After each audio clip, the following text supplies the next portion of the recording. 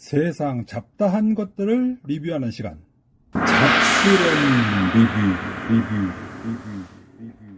안녕하십니까, 관자입니다. 지난 시간에는 R15의 메뉴와 성능 리뷰를 했었고, 그렇게 2회에 걸쳐서 R15의 리뷰를 했었죠. 저는 종종 다른 유튜버들은 어떻게들 리뷰를 하나 모니터링을 합니다. R15에 관해서도 혹시 다른 리뷰어들이 리뷰를 한 게 있을까 모니터링을 좀 했었는데, 일단 제가 리뷰를 하기 전까지는 유튜브에 R15에 관한 리뷰가 없었죠. 그래서 제가 자신있게 에피소드 48에서 제가 세계 최초 리뷰다 라고 말씀을 드렸잖아요. 그런데 그 사이에 드디어 세계 두 번째 리뷰가 올라온 거죠. 그 러시아의 샘프로라고 하는 형님이 계십니다. 3프로 아니고요, 샘프로입니다. 그리고 이분이 러시아에서 되게 잘 나가는 프로젝터 전문 유튜버신가 봐요. 상당히 많은 수의 프로젝터 리뷰를 하시는 분인데, 제가 5월 22일에 세계 최초로 R15 리뷰를 시작을 했었고, 그리고 이 샘프로 형님이 5월 28일에 세계에서 두 번째로 R15에 관한 리뷰를 2회에 걸쳐서 하셨습니다. 그래서 이분은 또 어떻게 리뷰를 하셨나 쭉 보다가 저는 뒤통수를 한 대 세게 얻어맞은 그런 느낌을 받았습니다.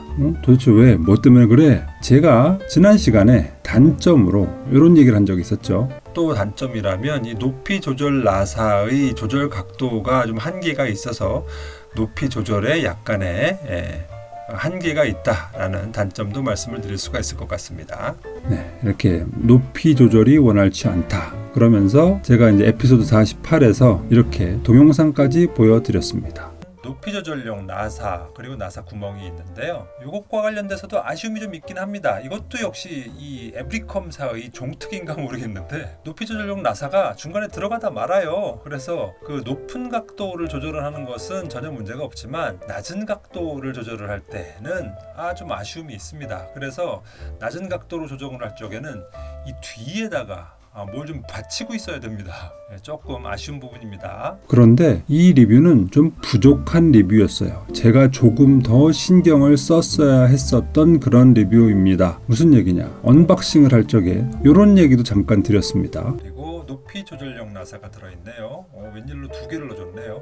자, 이거를 좀 더 생각을 해봤어야 했어요. 제가 왜 굳이 R15에는 높이 조절용 나사가 두 개나 들었을까를 생각을 했어야 했단 말이죠. 뭐야, 도대체 무슨 얘기를 하려고 하는 거야? 제가 천정 브라켓의 설치와 관련되어서 이런 말씀도 드렸었죠. 자, 그런데 여기 또 뭐 천정에 연결할 때 브라켓을 연결하는 이 나사 구멍은 어디 있지? 예, 지난번에 땡9을 소개를 시켜드릴 적에 썼던 바로 그 방식이죠. 여기 요 고무 받침대를 살살살 들어보면 그 안에 브라켓을 위해서 연결할 수 있는 나사 구멍이 있습니다. 그런데 말입니다, 이 구멍은 단순히 천정 브라켓의 고정용으로만 쓰이는 용도가 아니었던 겁니다. 바로 이 높이 조절용 나사가 이 천정 브라켓용 구멍에 맞아요. 그래서 이걸 살살살살 넣잖아요, 여기다가. 그러면 잘 들어갑니다. 이렇게 쑥쑥쑥쑥 들어가요. 그래서 높이 조절용 나사 구멍, 원래 가운데에 있는 높이 조절용 나사 구멍보다도 더 쑥 들어갑니다. 그러다 보니 높이 조절용 나사가 두 개라고 했잖아요. 브라켓 고정용 나사 구멍에 이 높이 조절용 나사 두 개를 나란히 하나씩 넣어서 꽂아주면 이것 자체로 또 높이 조절용 나사 구멍의 역할을 한다라는 얘기입니다. 그리고 이렇게 두 군데서 지지를 해주니까 훨씬 더 튼튼하게 본체를 받쳐줄 수 있는 장점이 있죠. 그런데다가 가운데 나사 조절용 구멍에다가 높이 조절용 나사를 넣었을 때보다 훨씬 더 깊이 들어가기 때문에 높은 각도뿐만 아니라 낮은 각도의 조절도 충분히 가능하다. 아주 안정적으로 라는 얘기가 된다는 겁니다. 그리고 심지어는 이렇게 앞에 나사를 꽂지 않고 뒤쪽 두 개 구멍에다가 나사를 꽂게 되면 말이죠, 오히려 그럼 앞보다 뒤의 높이를 더 올릴 수가 있게 되잖아요. 그러면 훨씬 더 공간에 따라서 활용할 수 있는 가능성이 많아진다는 겁니다. 즉 앞을 쳐둘 수도 있고 뒤를 쳐들 수도 있고 심지어는 왼쪽만 쳐들 수도 있고 오른쪽만 쳐들 수도 있고 이렇게 해서 그 조합이 상당히 다양해지면서 사용자의 각각의 사정에 따라서 아주 자유롭고 원활하게 높이 조절을 할 수 있는 가능성이 생긴다라는 측면에서 이거는 단점이 아니라 오히려 아주 커다란 장점이었던 거예요. 그런데 제가 이걸 몰랐던 거죠. 그냥 나사구멍에만 딱 하나에만 넣으면 되는 줄 알고 이게 다인 줄 알고 있었는데 그게 아니었던 겁니다. 야, 저는 깜짝 놀랐죠.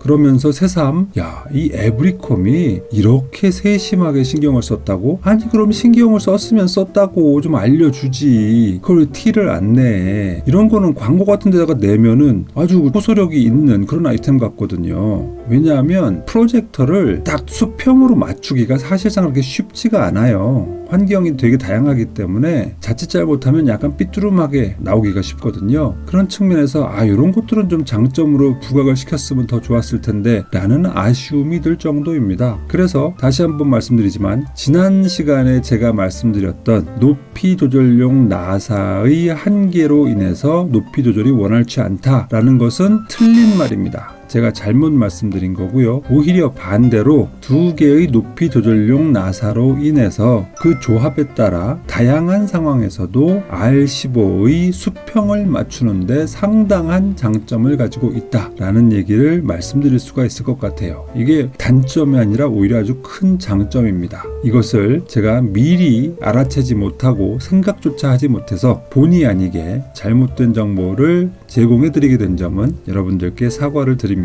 이럼으로써 R15가 좀 더 나은 프로젝터구나 라는 것을 다시 한번 느끼게 되었습니다. 자, 이걸 확인하고 나니까 왠지 목덜미가 좀 스산해지는 느낌이 들더라고요. 뭐가? 제가 M8W를 설명을 할 때도 이와 똑같은 단점을 지적한 적이 있었잖아요. 즉, 높이 조절 나사가 일정 길이 이상 들어가지 않는다. 그래서 삼각대 구멍에다가 넣고서도 돌려야지만 들어간다. 이것이 상당히 불편하다 라는 말씀을 드린 적이 있잖아요. 아니 그래서 자라보고 놀란 가슴 소뚜껑 보고 놀란다고 이것도 혹시 고무 받침대 안에 나사구멍이 숨어있는 거 아닌가? 라고 놀래서 한번 뜯어봤어요. 그런데 M8W는 아닙니다. 어휴 깜짝 놀랐네요. M8W는 고무 받침대에 아무것도 없습니다. 괜히 뜯을 생각하지 마십시오. 그냥 삼각대 구멍과 높이 조절 나사 구멍 그게 다입니다. 그러니까 M8W의 높이 조절에 관한 불편함은 여전히 유효한 지적이 될 것 같습니다. 오늘은 여기까지입니다. 짧죠? 오늘도 유익한 정보였다. 재밌었다. 내지는 뭐 크게 재밌거나 유익하거나 하진 않았지만 그래도 자기가 실수한 걸 기꺼이 인정을 하고 또 이렇게 정정방송까지 하는 걸 보니 참 그 싹수가 있는 녀석이네 라는 생각이 드셨다면 구독, 좋아요, 알림 부탁드리겠습니다. 저는 그럼 또 다음 시간에 또 재미있는 아이템을 가지고 인사드리도록 하겠습니다. 감사합니다. 누구냐 너? 앉아.